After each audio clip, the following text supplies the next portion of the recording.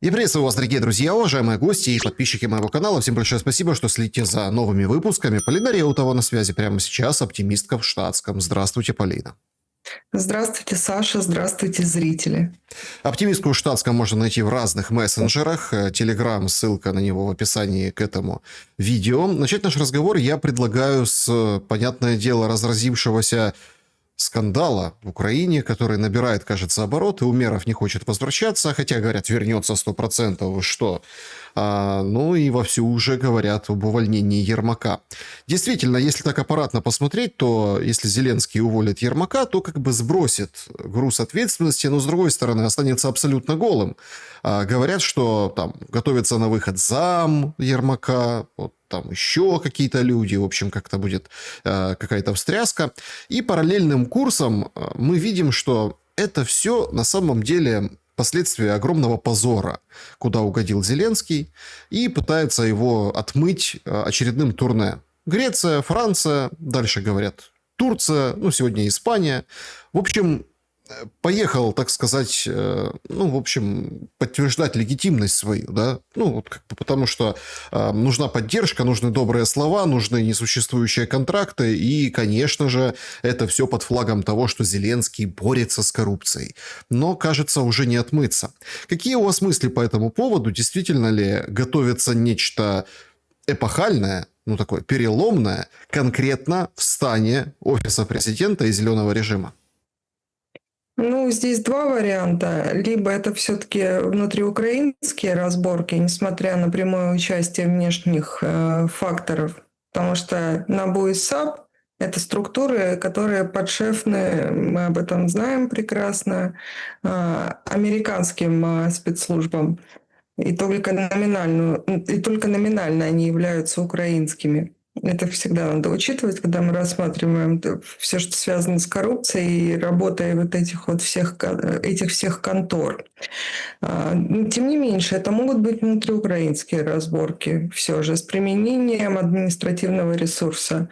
Но второй вариант, который я бы тоже не стала исключать, это может быть прямое участие американской стороны и такое себе достаточно болезненное для зеленого режима принуждение к миру.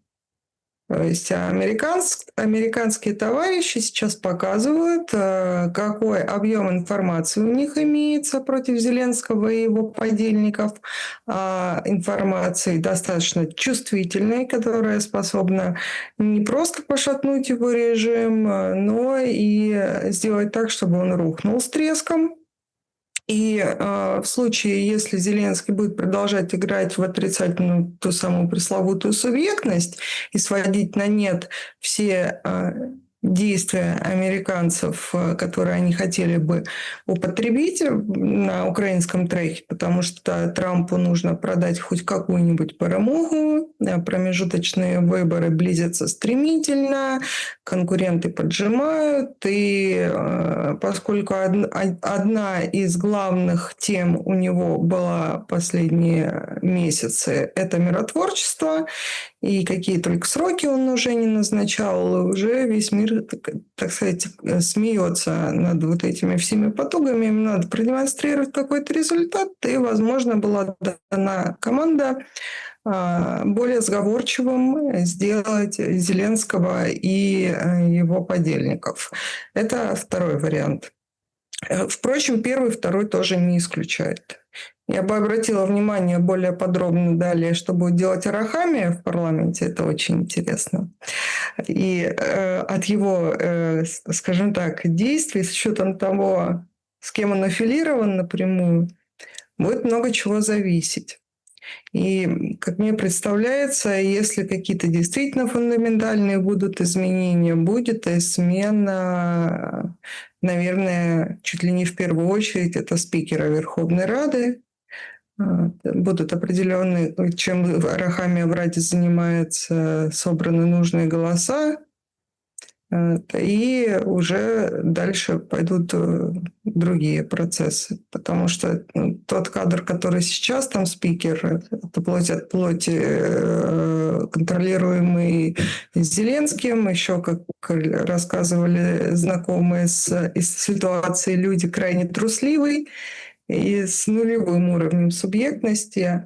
И, по идее, как раз с учетом истечения конституционных полномочий Зеленского взять бразды правления должен был спикер. Такого лица сейчас на этом посту нет, который был бы способен это сделать. А когда появится какая-то наметка в том направлении, тогда можно, наверное, будет говорить о том, что да, пошли фундаментальные сдвиги. Касательно вот этой истории именно с конкретно этим коррупционным скандалом, но скандал скандалу рознь. Тут будем смотреть опять-таки по результатам. Я думаю, что немного времени осталось.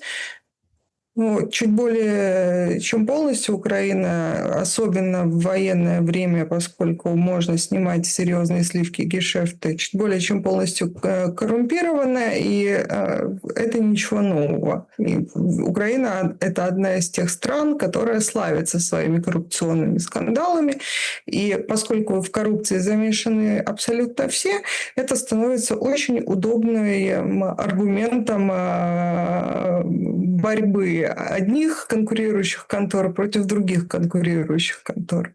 Поэтому Полина, здесь но посмотрим. тут такой момент, определенно важный нюанс. Если мы, ну, или рассмотрим два варианта в совокупности, или как бы прибегнем к варианту, что это принуждение к миру от ФБР, американцев и так далее, с вот этими конкретными уже, они звучат в медиаполе предложениями передать власть на парламент, создать там коалицию новую, создать Кабмин национального единства, ну, вот это вот все, да, то есть там Порошенко, «Голос» сделали заявление общее.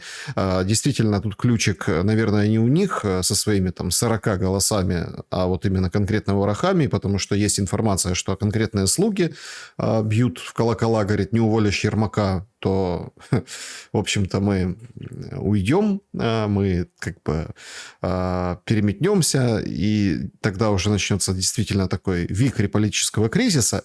Интересно другое. Российской стороне, на ваш взгляд, в чем выгоды, в чем конкретика, собственно, вот этих предложений, которые могут видоизмениться? Условно, мы понимаем, что вот эти там темы с договоренностями Анкориджа, которые как бы до конца никто не знает до сих пор, но все на них ссылаются, это немного отличающийся формат в каких-то деталях от того, что условно Путин заявил в 2024 году на коллегии Министерства иностранных дел. Ну, или как бы видоизмененные, но подобные, но не такие требования. И тут возникает главный вопрос. Если начнется смена власти, конкретная смена власти, не вот это вот замазывание, косметический ремонт и как бы пыль в глаза, то к чему, собственно, принуждают? Ведь вот эта новая власть, придя на там, костях вот этих проворовавшихся друзей Зеленского, самого Зеленского, вот этого Кабмина, где клейма негде ставить, понятно, что ну, мы к этому и шли. Это все, как бы, если проанализировать, вот эти фунты, конкретные фунты, а люди конкретно другие решают, что делать, кого ставить, куда заносить кэш, откуда чего, куда переправлять. И даже в Москву отправили определенные посылки, бандероли, так сказать. Двушка ушла. Что за двушка? Какая двушка? Да, 2 миллиона. Квартиру там кто-то кому-то купил. Это все связано с Че Геварой. Чернышов говорит, кум Зеленского, я не Че Гевара, я Чернышов. А давайте анализировать. Я вообще ничего не признаю. Пошел не сознанку. Тут другой момент. Тут очень важен. Россию устроит парламент как временный, а это 100% временный, центр власти, чтобы с ним договориться. И, внимание, о чем? Ведь, простите, мы с вами говорили неоднократно, и многие так утверждают, что елки-палки, при том, как идут дела, при всех вот этих кровавых буднях войны Зеленский прям лучшая эта кандидатура для Кремля. То, как он управляет государством, фронтом, то, что из себя представляет пиар-составляющая. Да, болезненные удары по России, диверсии, все такое. Вон Шойгу пытались на Троекуровском кладбище ликвидировать. Но давайте откровенно. Если придет кто-то другой, если коллективный орган парламент станет руководить страной на какое-то время до выборов, о чем будут договариваться и как? Я думаю, что будут договариваться о преемственности политики. Потому что Российская Федерация в данном случае примет только те документы, которые будут, чья легитимность, точнее не так, у которых будут железобетонные правовые основания. Для этого нужно, чтобы лица, которые будут их подписывать, были безусловно легитимными и чьи полномочия в будущем ни через какие суды, конституционные, неконституционные, какие-либо другие лазейки, через какие-нибудь международные институты и так далее не смогут быть оспорены.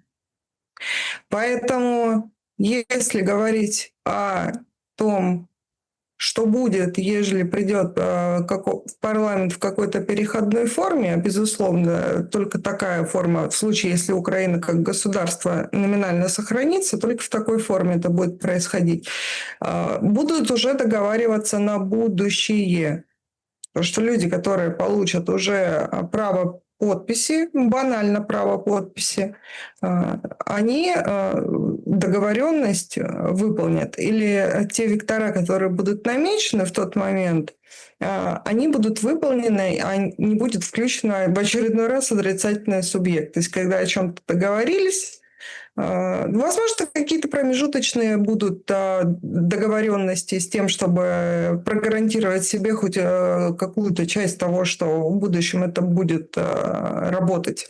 В данном случае для России персоналии не нужны, не важны особо, а важна их функция, потому что какая бы персоналия там ни сидела, пусть 200 раз положительно и конвенционально звучащая, с нашей точки зрения, если она не может обеспечить нивелирование тех угроз, которые Россия видит от Украины, и до тех пор, пока Россия, так как она это понимает, не обеспечит безопасность своего западного фронтира, неважно, кто сидит в Киеве, к сожалению, это не прекратится, но базово тот режим, который там будет в будущем, если от Украины что-то останется, это должен быть режим не антироссийский, скажем так, совершенно точно. Может, это будет на каком-то паритете выглядеть условно, как сейчас с Грузией.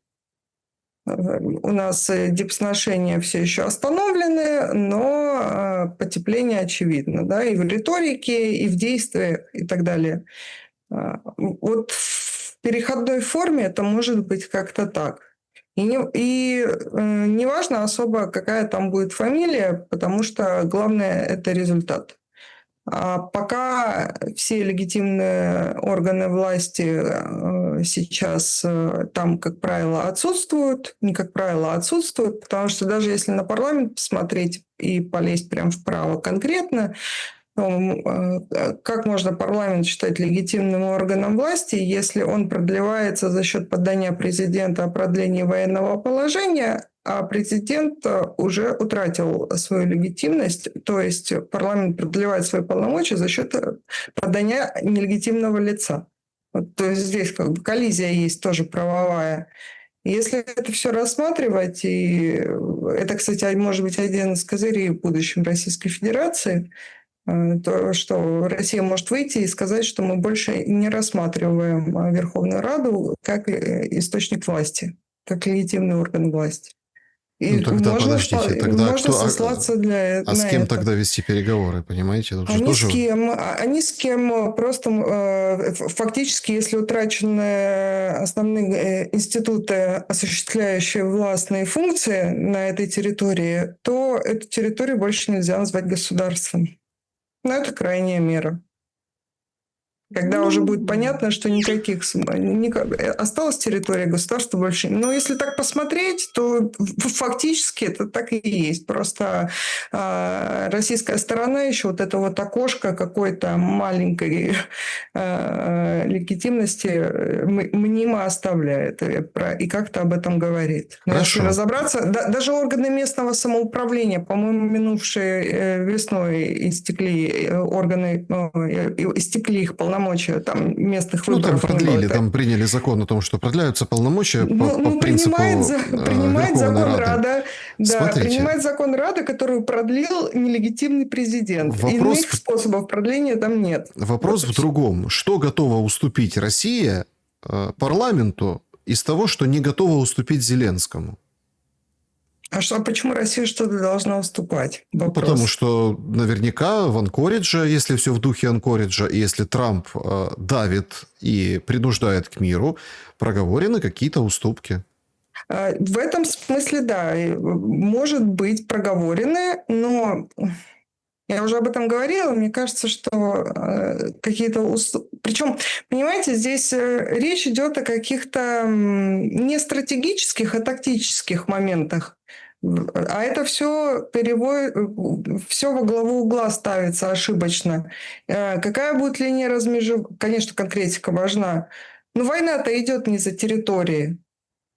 Война идет за то, чтобы вот эта идеологизированная и военная машина, которая враждебна Российской Федерации, более не представляла угрозы на территории Украины, и неважно, в каких она границах в будущем будет. Трамп в данном случае смотрит на карту и мыслит сделками, деньгами, территориями и так далее. В этой части, возможно, какие-то были договоренности, но, как мне представляется, Россия сказала, что Украина – это ваш клиент, вот мы вот на таких условиях договариваемся, а уже ваша задача, вашего клиента склонить к тому, чтобы то, о чем мы с вами договорились, дорогие американцы, было имплементировано. Но сейчас обнаруживается, по всей видимости, что обеспечить свои обязы, выполнение своих обязов, которые американцы дали россиянам в Анкоридже, американцы не могут, и были попытки пропетлять и поиграться в новые условия. На что, скорее всего, Российская Федерация справедливо заметила, что мы со своей стороны думаю, что была какая-то помощь на Ближнем Востоке. Мы с вами уже об этом говорили. То есть Россия тоже взяла на себя какие-то обязательства, вовсе не обязательно, извините за тавтологию, по украинскому направлению, возможно, в других направлениях внешней политики, там, с Китаем, с Ближним Востоком, отчасти, скорее всего, с Ираном тоже. И, скорее всего,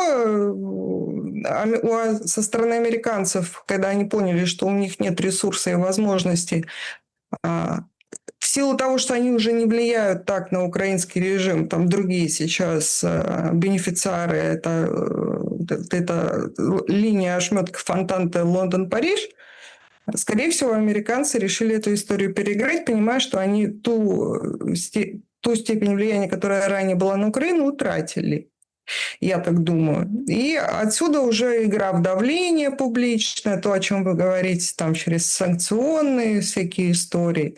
Хотя на уровне заявления, я повторю свой тезис, рассматривать всерьез и всерьез анализировать Трампа на уровне заявлений, я считаю ошибочной, пустой тратой времени. Нужно анализировать конкретные действия, и то с очень большой сноской, потому что если посмотреть даже, как он ведет себя в части тарифной политики, там такая вот хаотичная, даже не синусоида, а непонятно, что за график поведения.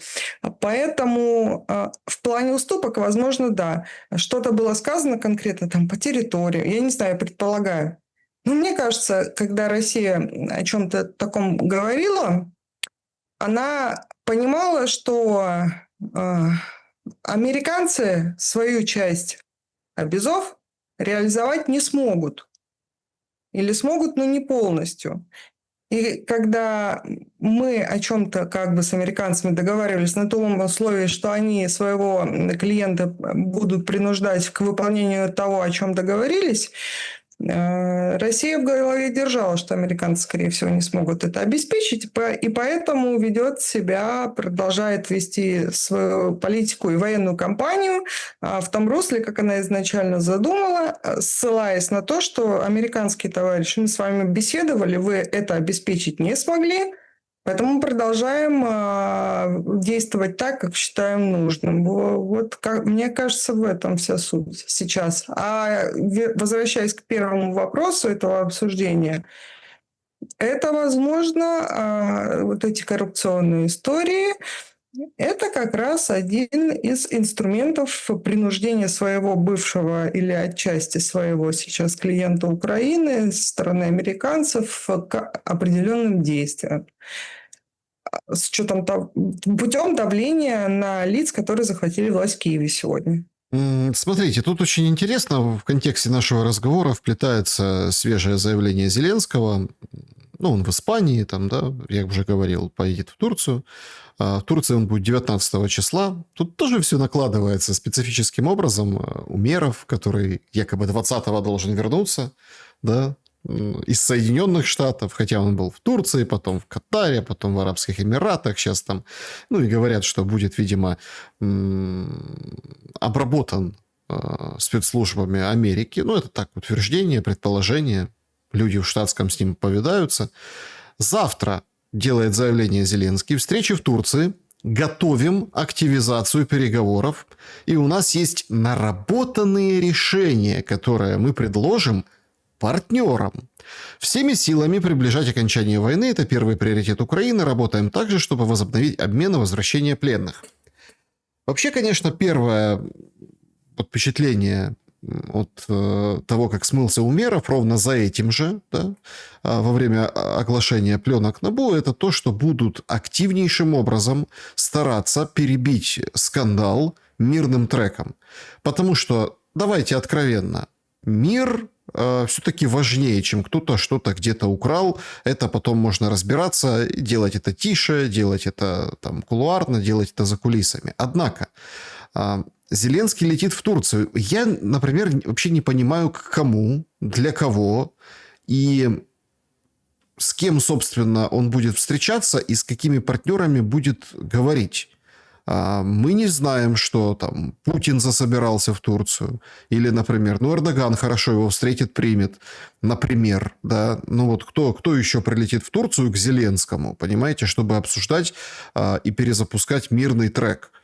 Очень странно все это выглядит на фоне молчания Кремля и робкий там голос поверенного России в Турции еще тогда, неделю назад, около этого, который говорит, да, вот мы готовим, мы всегда готовы. Ну и там на протяжении недели был там и Ушаков, был и Песков, которые там, Россия готова к переговорам, но без подробностей. И тут целый Зеленский прилетает в Турцию, чтобы что-то активизировать и предложить какие-то наработки.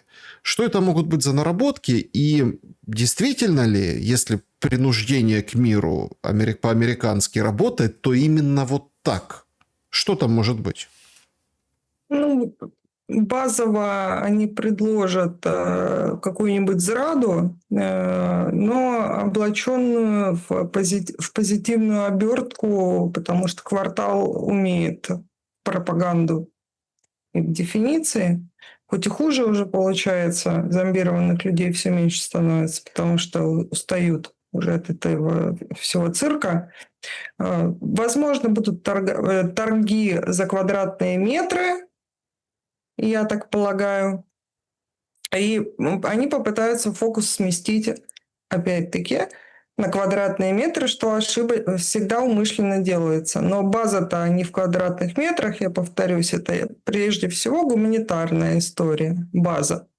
Потому что неважно, какие там квадратные метры, важно, чтобы политический и из него исходящий оборонительный вектор Украины не угрожал Российской Федерации. А база там – это гуманитарная политика. В первую очередь, так или иначе.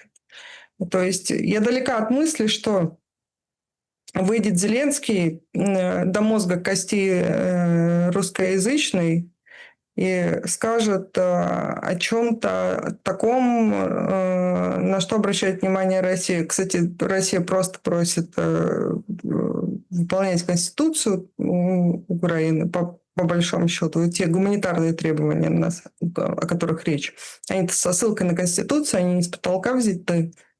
Другой вопрос, что это совпадает с интересами нашего государства, потому что когда всегда враждебность начинается с искажением гуманитарной политики. Будет рассказывать про квадратные километры и еще какую-нибудь муть про гарантии безопасности, подготовят какие-то декларации о намерениях, которые не будут иметь обязательств для исполнения. Их может 100-500 стран подписать, даже Турция. Может, туда кто-то и приедет. Я думаю, с учетом того, что турки, у турок вот эти все движения, думаю, туда кто-то из британцев может подъехать в Константинополь или где они там будут встречаться. Квадратные километры будут во главе угла, потому что смещение мотива на цель, оно делается умышленно и давно. Все сводится к тому, у кого сколько квадратных километров, по большому-то счету, если так разобраться. И потом даже вот эта магистральная идея постоянно. Звучат границы. Сначала 91-го года, потом 14-го года, потом 22-го года. Сейчас ЛБС. Уже вот так смещается история. Но все пляски украинской стороны вокруг границ. В то время как российская сторона о границах говорит в последнюю очередь и говорит больше о гуманитарных вещах. Чтобы вот это государство, с которым мы граничим, с учетом того, что это для нас, мы в прошлой передаче, по-моему, рассматривали через модель семейной системы, да, что это все-таки семейное для нас государство, как и Беларусь, мы не хотели бы, чтобы оно было к нам враждебным. Отсюда и про русский язык, и про Украинскую православную церковь разговоры. То есть через гуманитарные вещи. И пока украинская сторона не поднимет вот эти важные гуманитарные вопросы и не выразит готовность работать по вот этим гуманитарным вопросам, а будет продолжать сводить все к квадратным километрам и плясками вокруг квадратных километров, будет все то же самое, ничего нового. Интересно, что на фоне этого есть два пути, да? Кто на хозяйстве? Вот так, определенно. И сейчас вот эти процессы с ультиматумами Ермаку, там, транзитом власти, сменой власти, как раз-таки можно спокойно выходить отбитым нациком и говорить, что смотрите, Зеленский едет в Турцию сдавать Украину, давайте все менять, давайте там... И активизировать этот процесс. Выгодно ли британцам Зеленского сливать? И насколько я понял, вот эта история с тем, что Зеленский и Ермак уйдут, если уйдут, то уйдут вместе, это исключительно как под британской крышей. Мы не знаем, что там, какие договоренности, потому что бриты, они... В этом их главное подонство, они очень хитрые. Недаром одна из лучших разведок мира, британская. Зависит во многом от того, насколько американцам, как мне кажется, и, скажем так, дружественным структурам удастся дезавуировать Зеленского. Если он станет уже категорически неудобным, скажем, больше бесполезным для осуществления тех действий, которые британский кабинет считает правильным, это продолжение войны, это борьба за контроль Северного Причерноморья и вот эта совокупность истории. У британцев свои интересы, им до этого Украины дела приблизительно никакого. Хотя они будут другие вещи рассказывать. Если они поймут, что Зеленский больше не может обеспечивать то, что им выгодно в текущий момент времени, не посмотрят, плюнут и еще и подтолкнут. Он и так уже на краю пропасти. Еще будет дружественный толчок в спину при первой необходимости. Вот и все. Пока же его позиции довольно сильны, как мне видится. Пока им смысла нет его трогать. Несмотря на все вот эти вот движения. Если американцы пойдут дальше, и дружественные им структуры, и коррупционный скандал, вот этот маховик будет раскручиваться дальше уже с прямыми ссылками на Зеленского, уже не с намеками на него, а прямыми ссылками на него, вот тогда да. Тогда при первом удобном случае уже не с картонками можно выпустить детей, а уже можно выпустить не детей, а взрослых, и не с картонками, а с оружием. Благо в Украине его достаточно. И вот это уже будет совсем другая история. Ну, вот все. Эскалация, насколько читается как выход из этого? Ведь любые мирные переговоры, которые сейчас как бы хочет активизировать Зеленский, они всегда сопровождаются нечто подобным. Ну вот сейчас есть определенный тренд на удары по, ну, скажем так, энергетике неподконтрольной украинской территории украинскими военными. Старобешевская ТЭЦ атаковано, ряд населенных пунктов, там Донецк, Донецкой области, в общем, без света, фильтровальная станция без света. И это вроде как вместе с ударами по ТЭС и ТЭЦ, ну, как бы на российской территории, означает для нас вот как бы два варианта. Или Зеленский делает вид, что там переговоры или вот эти торги как бы только для отвода в глаз, или действительно на него надавили, и ему приходится это делать, тогда это, знаете, такой последний взгляд на Севастополь, там Шойгу убить, в общем, подорвать как можно больше, или вот под финал будет особенно ярко, да, потому что это финал. У вас какие мысли по этому поводу? Ну, тут все варианты возможны в равной степени. Вот тот случай, когда очень трудно на чем-то конкретном сконцентрироваться. Мне все-таки представляется, что давление с американской стороны серьезно оказано.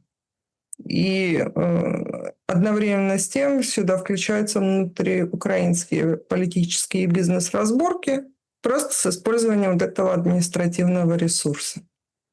По поводу эскалации, ну, есть мнение, да, что чтобы болезнь вылечить, ее надо обострить.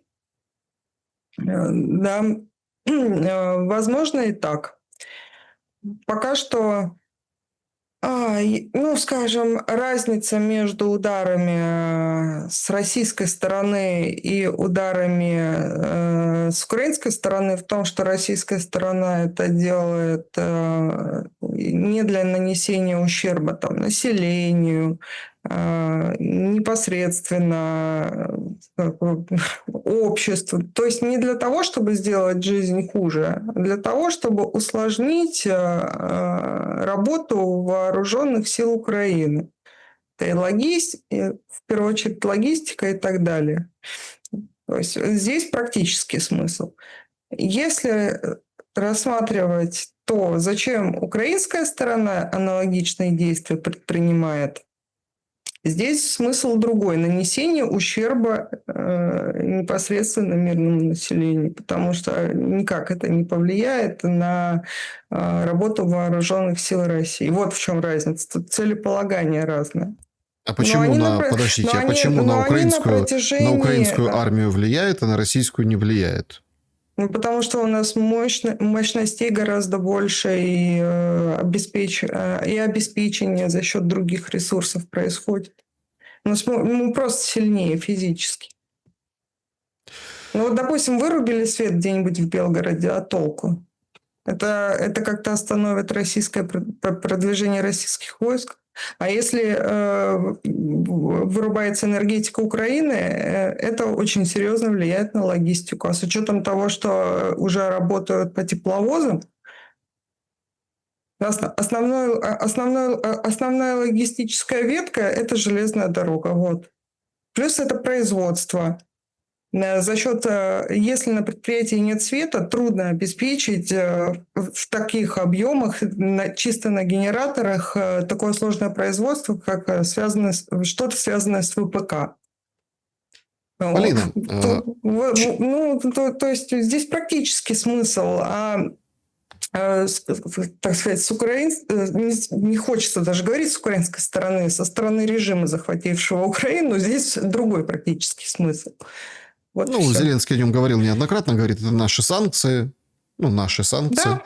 Так он прямым текстом, кстати, говорит, да, то есть нанесение ущерба именно населению России, да, то есть простым людям, да. Смотрите, тут такой момент. Вчера на встрече с Макроном Макрон говорит, что у него под Парижем уже есть какая-то база коалиции желающих. Причем война должна закончиться в конце следующего года, то есть через год.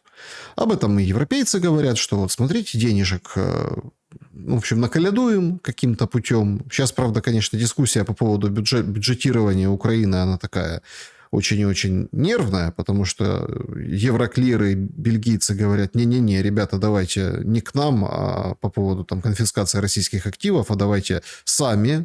Сами как бы не очень хотят и торопятся, вроде как какие-то кредиты, 90%, 90 миллиардов, да, по проценту определенному от каждой страны. Есть страны, которые за, есть страны, которые против. Орбан делает красивую параллель с ящиком водки, которым хотят вылечить алкоголика.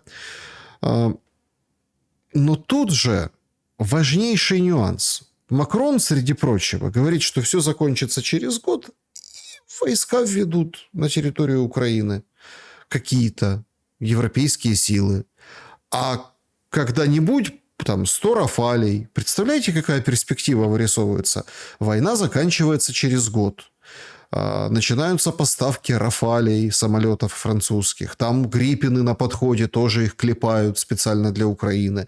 То есть такая прям мощная послевоенная Украина вырисовывается.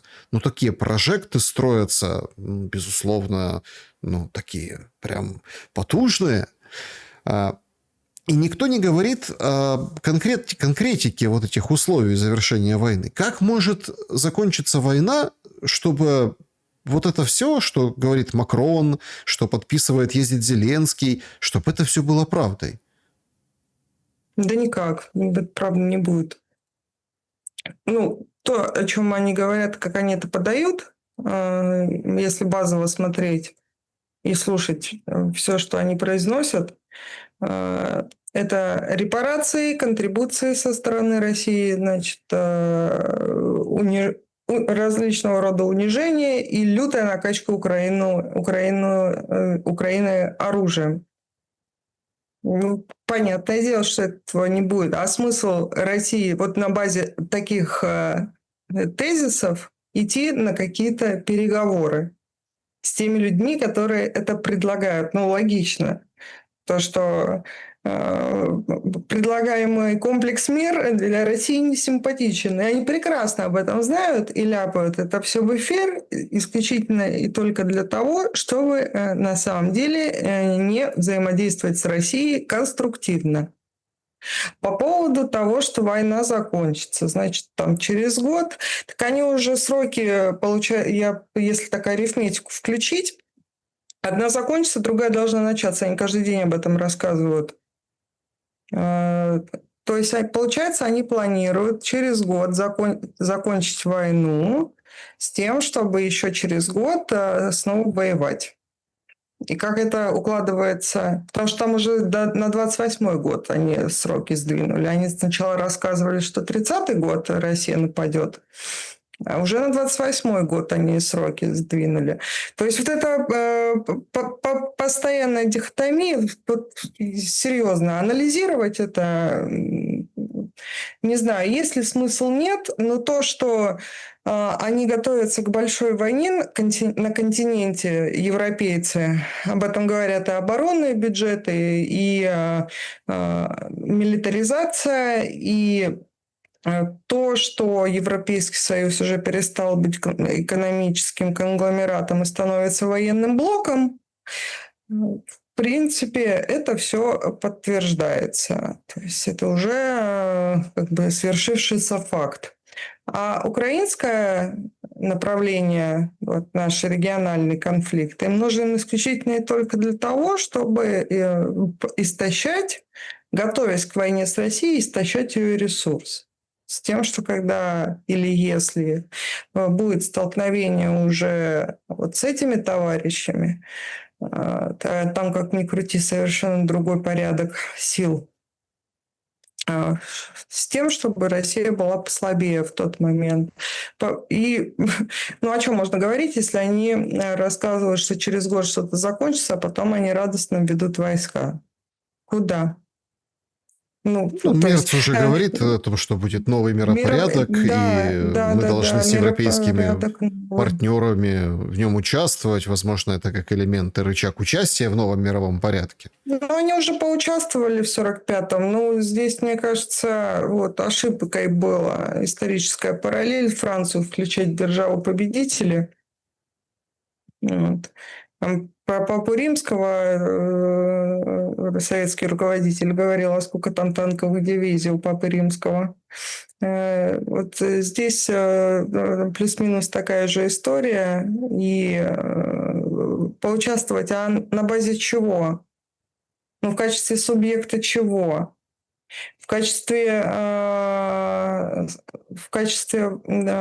колонии Соединенных Штатов, которые более чем полностью зависящие от США, некогда великие действительно страны. Я, кстати, об этом писала. Контраст. Макрон говорит: великий день. После подписания. То есть теперь для великой некогда Франции великие дни – это подписание некоторой странной бумаги с государством, чья государственность сегодня под большим вопросом, и с лицом, не имеющим никаких полномочий. И все это в очень странной обертке, в странном контексте. Вот теперь для некогда великой Франции вот это величие. Но это, как говорится, скажи, кто твой друг, я скажу, кто ты. То есть, не знаю, трудно это все всерьез анализировать. Очень трудно. Но то, что они вот субъекты чего они? Да, там большое население, чисто физически их больше, да. Технологии есть, тут нельзя принижать ни французов, ни англичан. Они умеют строить самолеты, они умеют строить подводные лодки, у них есть оружие тоже, и там много народу и так далее. То есть, ну, подготовка идет к большой войне, уже большой континентальной, и я думаю, что это может быть то, что Мерц говорит. А с учетом того, как они свою бюджетную политику обнулили с тем, чтобы иметь возможность вкладывать больше в оборону, параллельно заявляя о конце социального государства. Это мобилизационная уже экономика включается. Они ничего не скрывают. Какая война через год должна закончиться? Вот это просто ляпают языком для того, чтобы сказать. Она может и завтра закончиться, чисто физически, так, региональный конфликт. Вот прилетит какой-то черный лебедь, о котором мы не знаем или о котором знает очень небольшое количество людей. И мы все сильно удивимся и обнаружим, что боевые действия закончились. Вот такое может быть вполне. Но это совершенно не значит, что тот процесс уже, этот маховик запущенный по милитаризации и прочие процессы, которые неизбежно ведут к столкновению, это не значит, что это закончится. А почему это должно закончиться? Они для этого все и начинали. Так просто конечные итоги. Смотрите, если бы там брать по итогам, да, вот, ну, то есть к чему мы пришли? Да? Давайте активизировать мирный процесс, говорит Зеленский. Давайте. Но если, например, закончить все резко, внезапно мы же можем посмотреть на конкретные итоги. Конкретно подсчитать разрушения, конкретно посчитать убитых на этой войне, конкретно посчитать, ну, как у нас в последнее время любят считать СЗЧшников, да, запустили историю вот эту там, что давайте чипировать мобилизованных, но это оказался фейк, это оказались, ну, скажем так, сгенерированные комментарии человека, но опять-таки, никто этому не удивился, понимаете? Ну, то есть, это, конечно, шокирующе, но никто не удивился вот этому предложению, потому что, ну, правда, слушайте, как бы, вот если посмотреть на итоги Украины, ущерб Украины, посмотреть на итоги для России, ущерб России, можно даже там вычленить некоторые приобретения. В Украине тоже пытаются какие-то приобретения пытаться, ну, там, как-то вычленить, стараются вот каким-то макаром, мол, смотрите, никогда так не было, что нас столько стран поддерживали, столько денег дали, столько всего было. Вот если представить, что война закончилась сейчас, и сравнить, вот на что бы вы обратили внимание в первую очередь? На то, что Гитлера тоже много кто поддерживал в первой половине 20 века. Но это ему не слишком помогло. Это аккуратно скажу. Во-первых. Во-вторых, здесь опять смещение мотива на цель. Получается, чтобы заявлять о том, как Украину поддерживают, Украине надо продолжать воевать, потому что когда боевые действия закончатся, и война закончится, а чего тогда поддерживать? То есть мотив поддержки исчезнет. Да, без войны возникают вопросы, а что с этим всем делать дальше? Ну вот, давайте вот смотрите, вот это, кстати, все. Очень интересно, скажем так, вот если так в финале нашей дискуссии. Сейчас же Газа, да, ну, в топовых новостях Совет мира утвердил Совбез ООН, проголосовали все, поддержали, кроме России и Китая. Они воздержались. То есть, они не против, но воздержались.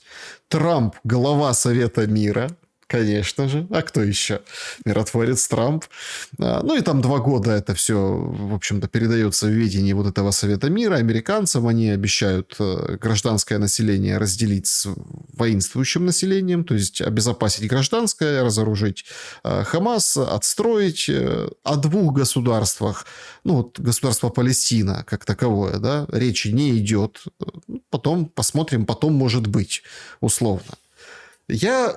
Как бы есть такое не очень культурное выражение, но вот действительно какой-то гомерический хохот, ржал в голосину, когда выходит Свириденко и делает заявление абсолютно нелепейшее. Премьер-министр Украины на фоне скандалов с Миндичем, с которых мы начинали, на фоне политической турбулентности, на фоне вот этого всего, ну, как это пытаются обставить очень нелепо, неказисто, говорит, Украина будет вкладываться в восстановление Газы.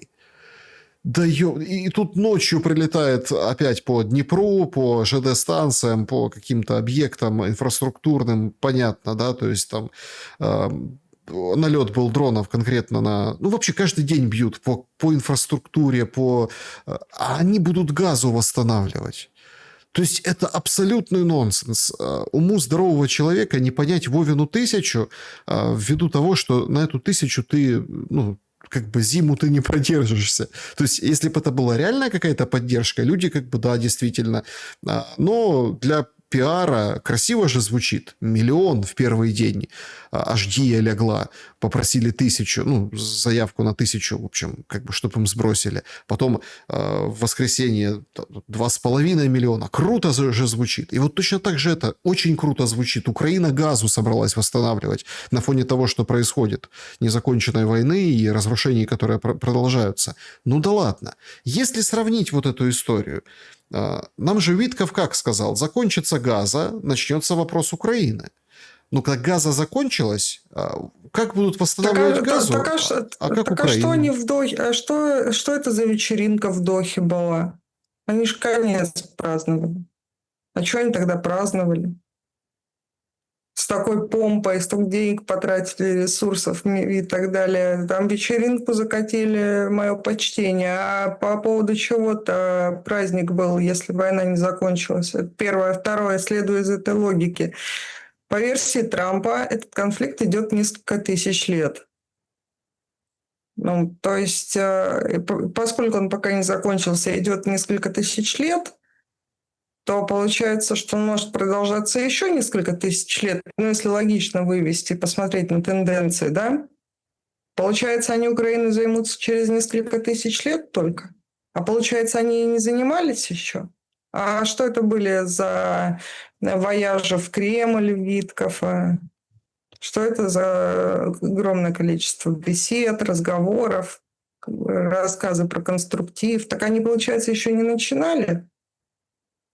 Логично, если анализировать это заявление. Витков, он все-таки дружит с реальностью больше, чем его начальник. Тут можно и проанализировать, но если сказать, выходит, что вечеринку зря закатили в Дохе, потому что война не закончилась. Когда она закончится, с учетом того, что она уже идет по версии Трампа несколько тысяч лет, тоже непонятно.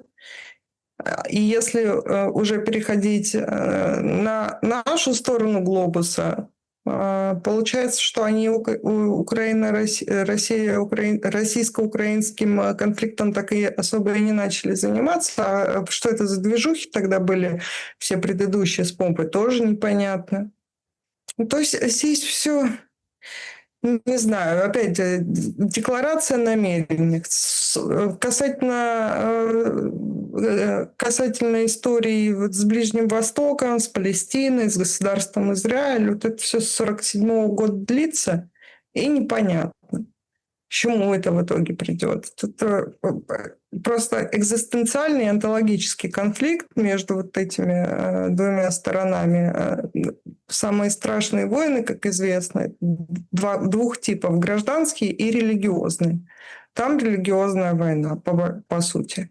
И этот конфликт, он выглядит пока неразрешимым. И могут 100-500 миллионов тысяч даже в Совбезе вещей заголосовывать, но от этого... Не знаю, Трампа можно назначить, заголосовать в Совбезе, что мы считаем Трампа руководителем планеты Нибиру. Ну а дальше что? Что от этого поменяется? То есть, если нет инструментов для разрешения, как мне видится, инструментов для разрешения нет, потому что обе стороны, одна израильская, тоже, кстати, напоминаю сейчас Украину в плане отрицательной субъектности, много есть сведений и данных о том, что действия Нетаньяхи американской администрации, скажем вежливо, не одобрялись. И о том, что американская администрация и лично Дональд Фредович считали, что Нетаньяху сильно вредит. Я сейчас специально фамилию склоняю, чтобы меня не поправляли, просто так привыкла, я знаю, что он не склоняется. Вот, что Нетаньяху делает умышленно те вещи, которые считает нужным, но которые не согласуются с позицией американской стороны и вредят очень сильно имиджу американцев как барина на Ближнем Востоке, полностью управляющего государством Израиль, как и своей ЧВК на Ближнем Востоке. Да и Соединенными Штатами тоже. Оговорка по Фрейду, потому что сейчас там скандалы жуткие о влиянии вот это правительства Айпака, и там Карлсона атакуют, Такера и других. В общем, там такая специфическая история и ситуация. Так вы думаете, что и после Газы, когда, в общем-то, война в Украине не закончится? Я думаю, что война на Украине закончится раньше, потому что еще несколько тысяч лет мы раньше помиримся. У нас это быстрее происходит. Тем более исторический опыт есть, и неоднократно наблюдаемый. Мы пораньше помиримся, чем на Ближнем Востоке мир будет. Полина Реутова была моей собеседницей сегодня. Спасибо за время и мысли. Спасибо, Александр. Ставьте лайк. Да, друзья, берегите себя. Всем добра и света. Увидимся.